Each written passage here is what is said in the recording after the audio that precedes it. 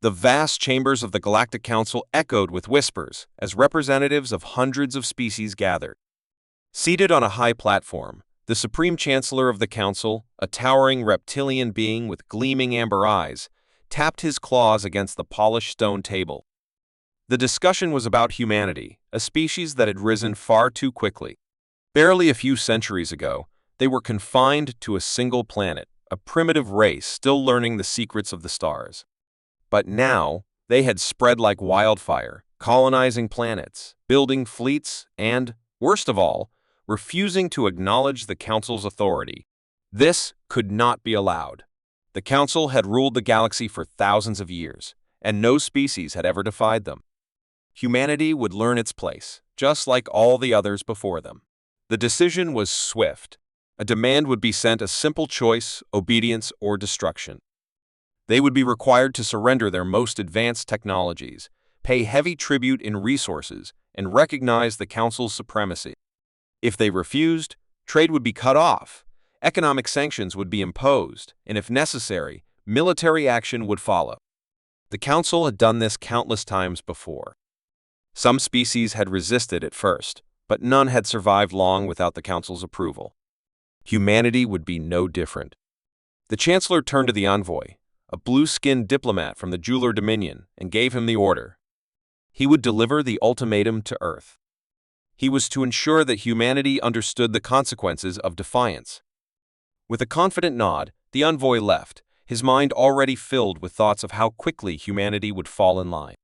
Days later, a massive diplomatic vessel entered the Sol system, gliding past patrol ships that made no attempt to stop it. Humanity knew better than to attack a Council envoy. At least that was what the jeweler diplomat assumed as he made his way to Earth's capital. The city below was a dazzling sight: tall, gleaming towers stretching toward the sky, massive transport ships moving in synchronized patterns, and streets filled with people who, despite their technological advancements, still carried the energy of a young, ambitious race. The envoy had seen countless planets, but something about Earth felt different. There was no fear in the air.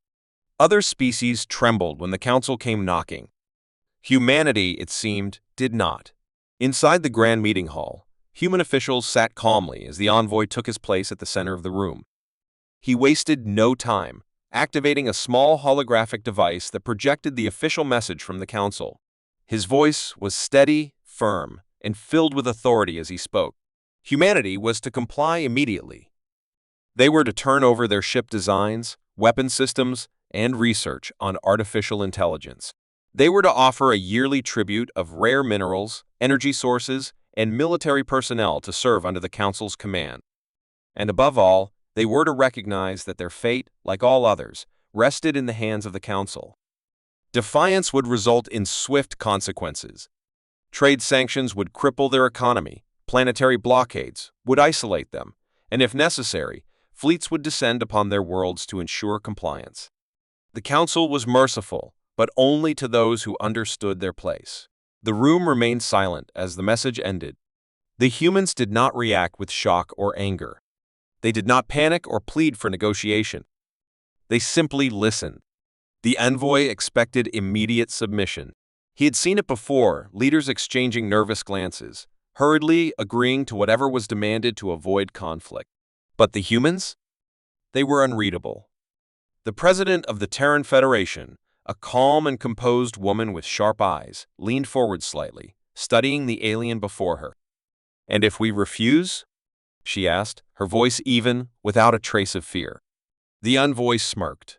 "Then you will face the full weight of the Council's authority." He paused for effect. No species survives alone.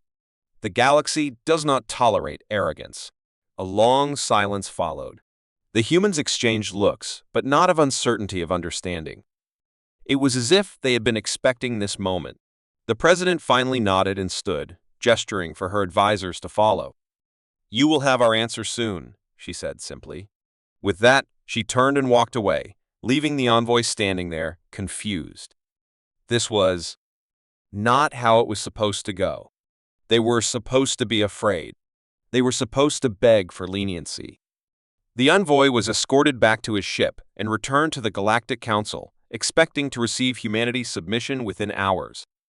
But no message came. A day passed. Then 2. Then a week. The council grew impatient. No species had ever taken this long to respond. Had the humans chosen to resist? It seemed unlikely. The council's power was unmatched. Humanity could not possibly be foolish enough to challenge them. And yet, the silence was unsettling. Finally, after 10 days, a message arrived, a simple transmission from Earth, broadcast not just to the Council but across the entire galactic network. It contained no pleas, no counteroffers, no attempts at diplomacy. Instead, it was a single statement, written in bold, unshaken words: humanity does not negotiate under threats. The Council chambers erupted into chaos. No species had ever dared to respond in such a way. Even the strongest empires had always chosen survival over defiance. The Chancellor's claws tightened against the armrest of his throne, his tail flicking in irritation. This was not defiance. This was a challenge, one that the Council could not ignore. If humanity was allowed to get away with this, others might follow. The message had sent a shockwave across the galaxy, and the response had to be immediate. The decision was made. A fleet would be sent not to destroy, not yet, but to remind humanity of their place. The mere sight of the Council's warships would be enough to break their foolish resistance. They would see the power that ruled the stars and fall in line like all the others before them. The Council had spoken, and in their eyes, the outcome was inevitable. But what they did not realize was that humanity had already prepared for this moment. The Council had made one fatal mistake. They assumed humanity was like every other species. They assumed Earth would fear them. They assumed wrong. The fleet was on its way, but humanity was waiting. And soon, the galaxy would witness something it had never seen before. The Galactic Council's fleet moved through the void with an air of absolute certainty. Hundreds of warships, each bristling with advanced weaponry, cut through space in perfect formation. Their mission was clear: arrive in human territory, establish a show of dominance, and force humanity into submission without firing a single shot. This was how the Council had always operated. They did not need to fight. Their sheer presence was usually enough to make rebellious species surrender. The Fleet Admiral, a battle-hardened veteran from the Excelary Dominion, observed the navigation screen with a smug expression. "Humans may be stubborn, but they are not fools," he muttered. "Once they see our forces in their skies, they will bow like all the others." But as the fleet entered the outskirts of the Sol system, something strange happened. Long-range sensors picked up no signs of human resistance. No defensive fleets mobilized. No planetary shields powered up. It was as if humanity had chosen to ignore them entirely. The Admiral frowned. This was not the reaction he had expected. Where were the desperate transmissions begging for mercy? Where were the last-minute negotiations? Instead of fear, there was only silence. Uneasy murmurs spread among the bridge officers. The humans had to be planning something, but what? As they neared Earth, the first real sign of humanity's response came not in the form of weapons, but a simple message broadcast across every ship in the fleet. The words were calm, deliberate, and without the slightest hint of fear. "Leave now or be removed." The Council officers scoffed at the arrogance of the message. How could a young species dare to threaten the most powerful fleet in the galaxy? It was laughable. But the Admiral did not laugh. His instincts, sharpened by years of warfare, told him something was very wrong. No species had ever responded like this. Even the strongest empires pleaded for time when faced with the Council's wrath. But humanity had not begged. They had not even responded with hostility. They had simply issued a warning as if they knew something the Council did not. Ignoring the unsettling feeling creeping into his mind, the Admiral ordered the fleet forward. They would enter Earth's orbit, make their presence known, and force the humans to kneel. The flagship led the charge, its engines burning bright as it approached the blue planet below. The crew braced for some form of resistance, perhaps a desperate last stand by outdated human ships or planetary defenses. But nothing happened. Then, all at once, everything changed. Without warning, the entire fleet's systems flickered. Screens went black for a fraction of a second before rebooting. Alarms blared as control panels became unresponsive, and communications were abruptly cut off. Panic spread through the ships as crew members struggled to understand what was happening. It was as if an invisible force had taken hold of their technology, twisting it against them. The admiral's voice roared across the bridge, demanding answers, but the officers had none. Then came the real horror. One by one, massive cruisers, once symbols of power, drifted lifelessly as their engines failed. Weapons refused to fire. Shield generators collapsed. The fleet had not been attacked, not in any conventional sense. They had been rendered useless without a single shot fired. The realization hit the admiral like a cold wave. Humanity had done this. Somehow, they had developed technology far beyond what the Council had anticipated. Their silence had not been ignorance or weakness, it had been a trap. And now, the Council's mighty fleet was nothing more than floating metal in the depths of space. Then, the second phase of humanity's response began. Emerging from the darkness of space, human ships appeared sleek, advanced vessels that had remained hidden until now. They were unlike anything the Council had ever encountered. Their designs were precise, efficient, and terrifyingly unfamiliar. These were not warships built for raw firepower alone. These were predators, moving with eerie precision, unburdened by outdated strategies. A single transmission from Earth played on every Council screen. The same voice as before, still calm, still unwavering. You were warned. And then, without hesitation, the human ships moved. They did not engage in a prolonged battle. They did not offer a chance for retreat. They simply struck with ruthless efficiency. Disabled Council warships were boarded in seconds. Soldiers who tried to resist found their weapons useless, their armor failing. The humans had neutralized them completely, leaving them helpless in a war they had not even realized had begun. On the flagship, the admiral watched in frozen horror as his entire fleet was dismantled before his eyes. The pride of the Council, the force that was supposed to bring humanity to its knees, was being annihilated as if it were nothing more than a training exercise for the humans. He had underestimated them. They all had. Desperation clawed at his mind. He had to send a message to the Council. They needed to know. They needed to understand that humanity was not what they had believed them to be. But as he attempted to access the ship's communications, he found himself locked out. A new message had replaced all previous systems. 3 simple words glowing on the screen: the age ends. And then, just as suddenly as it had begun, it was over. The human ships vanished into the blackness of space, leaving only silence behind. The Council fleet, once the pride of a galactic empire, was now a broken ruin.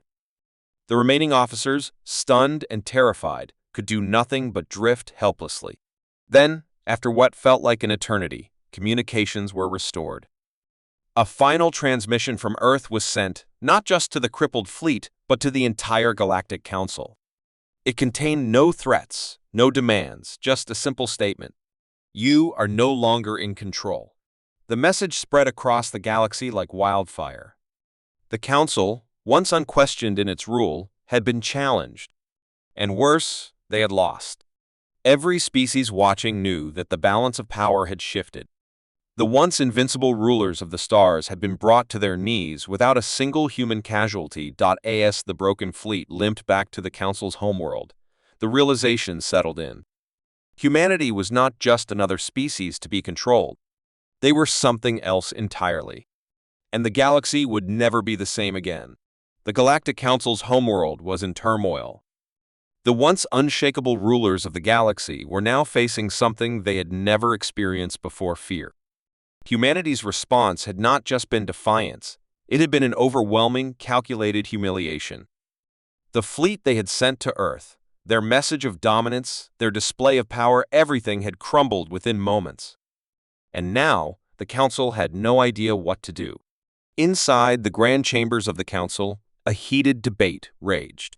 Representatives from hundreds of species shouted over one another, demanding answers, blaming each other, trying to understand how a single, upstart race had undone centuries of unquestioned rule. The Supreme Chancellor sat in silence, his sharp claws gripping the edge of his throne. He had not spoken since the fleet returned, battered and powerless, their ships turned into dead husks floating through space. Even now, as his advisors urged action, he remained motionless, staring at the holographic projection of Earth. "This is an act of war," Auxiliary General roared. "We must assemble our remaining fleets and strike before they grow any stronger." "Are you blind?" A reptilian delegate snapped. "We don't even understand what they did to our ships. If we send another fleet, we could be walking into another slaughter." The room exploded into arguments once again. Some wanted war. Others wanted negotiations. A few even suggested surrender, an unthinkable option for a council that had ruled the stars for millennia. But beneath the shouting, a terrifying realization was growing. Humanity had planned this. They had been waiting. The council had walked into a trap, and they hadn't even realized it until it was too late. As the debate raged on, a new transmission arrived, one that silenced the entire chamber. It was from Earth. Unlike the first, which had been a simple, chilling statement, this time it was a live broadcast. The holographic display flickered, and then a human figure appeared. The president of the Terran Federation. She was calm, composed, and absolutely unreadable. Behind her stood a wall filled with glowing data streams, information scrolling too fast for the council to understand. The silence in the chamber was deafening as the leader of humanity finally spoke. "You believed yourselves to be untouchable," she said, her voice smooth but unyielding. "You ruled through fear, through manipulation, through the belief that no species could challenge you. But you were wrong. Your arrogance led you to underestimate us. And now, you face the consequences of that mistake." The Chancellor's claws tightened. "Are you declaring war, human?" He finally spoke, his voice heavy with barely contained anger. The president smiled just slightly, but enough to send a wave of unease through the chamber. "No," she said simply. "You already lost." The Chancellor opened his mouth to respond, but before he could, the lights in the council chamber flickered. Every holographic screen, every piece of technology in the room, everything connected to the council's vast network went dark for a single moment. And then new data appeared. The delegates gasped as they saw classified files, secret communications, and military protocols all displayed for everyone to see. The council had been hacked. Not just hacked, completely compromised. The same way humanity had disabled their fleet, they had now infiltrated the heart of the council itself. Every secret, every strategy, every hidden plan was now in human hands. "You sent your fleet to intimidate us," the president continued, watching the panic unfold. "Instead, you gave us the keys to your empire." The Chancellor's breathing grew heavy. He slammed his fist against the table. "How?" he demanded. "How did you do this? Our systems are the most advanced in the galaxy." "No one can. Your systems are old," the president interrupted, her voice unwavering. "Designed for control, not defense. Your power was built on the assumption that no one would ever challenge it. You never evolved. You never adapted. And that made you vulnerable." The chamber erupted into chaos. Delegates scrambled to shut down their networks, but it was already too late. They had been exposed. The entire structure of their rule, the web of influence they had spent centuries weaving, was collapsing before their eyes. Then, the final blow came. New images appeared on the screens, live footage from dozens of council-controlled planets. Massive human ships were appearing in orbit, not as invaders, but as liberators. Across the galaxy, species that had once been under the council's rule were rising up. The fear of rebellion had always been kept in check by the council's overwhelming power, but now, with their fleets crippled and their systems compromised, that power was gone. A desperate voice called out from the chamber floor. "What do you want?" The president's expression did not change. "We want freedom," she said. "Not just for humanity, but for every species you have kept under your rule." The Chancellor could feel his empire crumbling beneath him. "And if we refuse?" he asked, though he already knew the answer. The president leaned forward slightly. "Then the council will cease to exist." The chamber fell into a stunned silence. Humanity had not just defied the council. They had dismantled it from the inside. The trap had been sprung, and the rulers of the galaxy were now prisoners of their own arrogance. The president gave them one final look before the transmission ended. And with that, humanity had changed the course of galactic history forever. The age of the council was over. The age of humanity had begun. The council chamber lay in stunned silence. The galaxy's most powerful rulers, once arrogant and unchallenged, now sat in the shadows of their own fear. The Terran president's message still echoed in their minds. You already lost. The words were simple, yet their weight was unbearable. Humanity had not only crippled their fleet, but had also torn apart the very foundation of their empire. Their secrets, their hidden dealings, their entire command structure exposed. But worst of all, they still did not understand how. The Supreme Chancellor, his scaled hands gripping the edges of his throne, turned to his most trusted advisors. They have stripped us of our power, he said, his voice hollow. But what else are they hiding? What else have they been preparing? Before anyone could answer, a new alert blared across the chamber. Every screen, every holographic display, flickered to life once again. This time, it was not a message. It was a demonstration. Across the galaxy, hidden human installations powered up. Stations that had never been detected. From the dark side of moons to the depths of asteroid belts, entire networks of human strongholds came online. And then the ships emerged. They were unlike anything the Council had ever encountered. Sleek, dark hulls shimmered as they moved, bending light around them like shadows in the void. Their weapons were silent but radiated an energy that made even the most seasoned military officers flinch. These were not just warships. These were weapons of absolute precision, designed for one purpose: to end a war before it even began. The Council's top strategists scrambled to analyze the data, but what they found only deepened their terror. Humanity had not been struggling to catch up to the galaxy's technology. They had surpassed it. While the Council had grown complacent, relying on outdated doctrines of control, humanity had been watching, waiting, evolving. Every encounter, every battle the Council had fought over centuries, humanity had studied and improved upon. And now, they were unveiling the result. A new transmission came through, this time from a different human commander. His uniform was crisp, his expression unreadable, but his words left no room for doubt. You thought your fleet was the most powerful in the galaxy, he said, his voice even. It was nothing more than an antique collection of weapons, outdated, predictable, weak. The image shifted to a Council battleship, one of their most advanced. The feed zoomed in on its defenses, its shielding systems, its weapon arrays before suddenly, the ship went dark. The Council officers gasped. It had been disabled in an instant. The commander continued, his expression unchanging. Your fleets, your defenses, your entire empire, they were never as strong as you believed. You controlled the galaxy because no one had ever dared to challenge you. But we did. And we won before the first shot was even fired. The Chancellor's breathing grew heavier. They're toying with us, he muttered. They could have destroyed us already, but they haven't. One of his aides, his voice barely above a whisper, said what everyone in the room was thinking. Because they want us to know that they could. The Chancellor's mind raced. He had seen empires rise and fall, but never like this. The usual pattern was rebellion, war, destruction. But humanity had found a different path. They had not fought the Council with sheer numbers or brute force. They had outmaneuvered them, outthought them, and now they were letting the Council feel their helplessness. Another broadcast began, this time showing planets across the galaxy.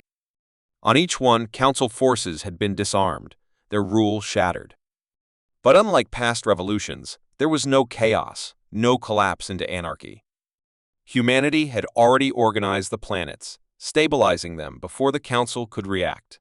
You built an empire on fear, the human commander said, his voice cutting through the silence. We built ours on something stronger. And now, your rule is over. The Supreme Chancellor, for the first time in his long reign, felt powerless. His empire had not fallen in battle. It had been dismantled from within, its weaknesses exposed with surgical precision. Humanity had not just defeated the Council, they had proven that the Council had never truly been in control. A final message came through. This time, it was from the Terran president again. She leaned forward, her eyes locking onto the Chancellor as if she could see him through the screen. "You have two choices," she said, her voice unwavering. "Accept the new order, and we will allow your species to survive. Or resist, and we will erase every trace of your rule from history." The message ended. The screens went dark. And in that moment, the rulers of the galaxy finally understood what true power looked like. Humanity had not just won. They had taken the future for themselves. The Supreme Chancellor sat in silence, his mind numb. The council chamber, once filled with the shouts of the galaxy's most powerful leaders, was now deathly quiet. The weight of the final message from humanity pressed down on them like a collapsing star. The choice had been given: accept the new order or be erased from history. There was no middle ground, no room for negotiation. The Terran Federation had decided the fate of the Council, and now the only question was how the galaxy would respond. Outside the chamber, news of humanity's overwhelming victory spread like wildfire. Across countless worlds, oppressed species looked to the skies, watching as the old rulers crumbled. What had once been whispers of rebellion turned into deafening calls for freedom. The shockwave of humanity's actions was unstoppable. On dozens of planets, Council-controlled military bases were abandoned, their leaders fleeing into the darkness of space. Once loyal forces now questioned their allegiance. The sight of human warships patrolling the skies above former Council worlds sent a clear message: there was no going back. The old era had ended, and a new one had begun. The Supreme Chancellor clenched his fists. This wasn't just a military defeat. This was humiliation.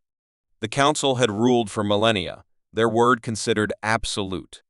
And now, humanity had proven that their empire had been nothing more than a fragile illusion, built on fear and maintained through deception.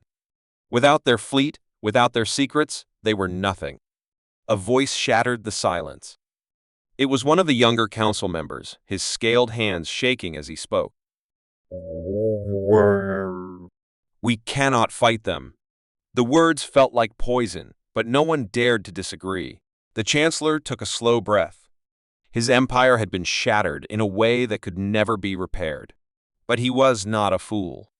He knew that resistance was suicide. If they fought, the Council would not only lose, but their entire species could be wiped from existence. And humanity had made it clear they had the power to do it. With great difficulty, he turned to the central console, his claws hovering over the communicator. This was not how he had imagined his reign would end. But there was no choice. "This is Supreme Chancellor Varex of the Galactic Council," he spoke, his voice steady despite the storm raging inside him. "On behalf of the ruling species of the galaxy, we acknowledge the authority of the Terran Federation."